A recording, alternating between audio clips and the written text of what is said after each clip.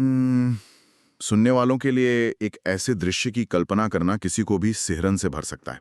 मतलब सोचकर देखिए कि एक विशाल अभेद्य किला है जो सचमुच आसमान की ऊंचाइयों को छू रहा है।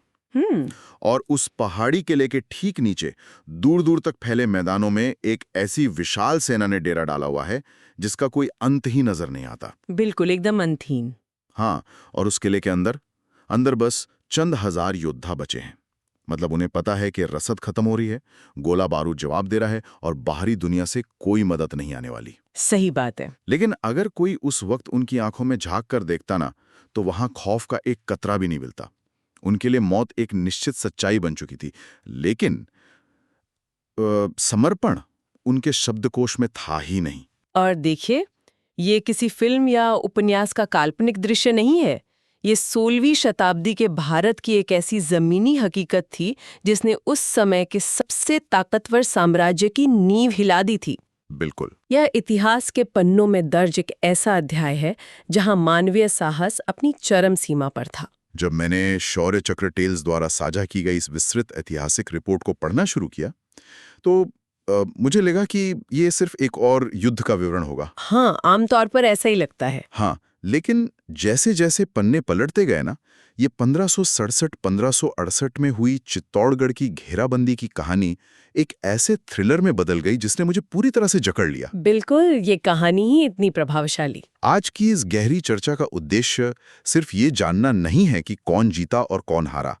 हमारा मकसद ये समझना है कि कैसे रणनीति, अकल्पनीय मानवीय इच्छा शक्ति और सत्ता का अहंकार जब आपस में टकराते हैं तो क्या होता है। बहुत सही कहा आपने। मुगल बादशाह अकबर और राजस्थाना के वीर योद्धाओं राव जयमल और युवा पत्ता चुंडावत के बीच का यह संघर्ष बहुत सी परत समेटे हुए हैं।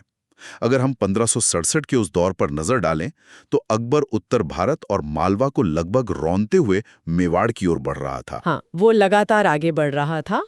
लेकिन एक सवाल जो इस पूरी कहानी की नींव रखता है वो ये है कि एक इतने बड़े साम्राज्य का पूरा ध्यान अचानक मेवाड़ और चित्तौड़गढ़ पर ही क्यों केंद्रित हो गया।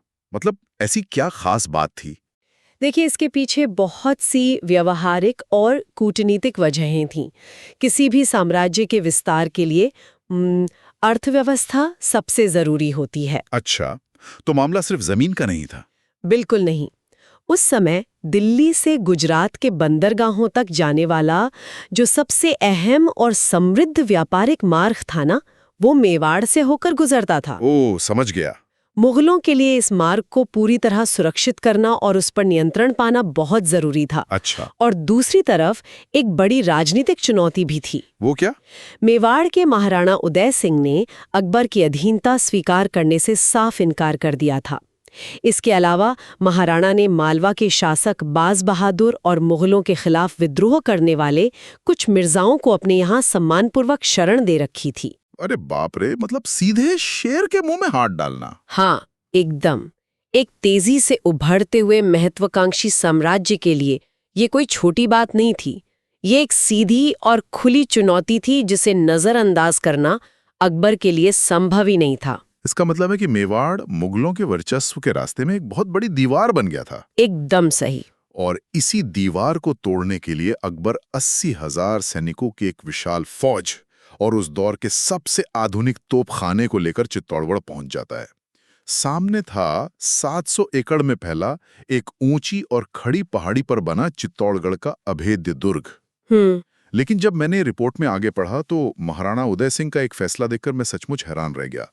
मतलब उन्होंने स्कॉर्च्ड अर्थ यानी जली हुई धरती की रणनीति अपनाई। हाँ, ये एक बहुत ही अहम कदम था। अपनी ही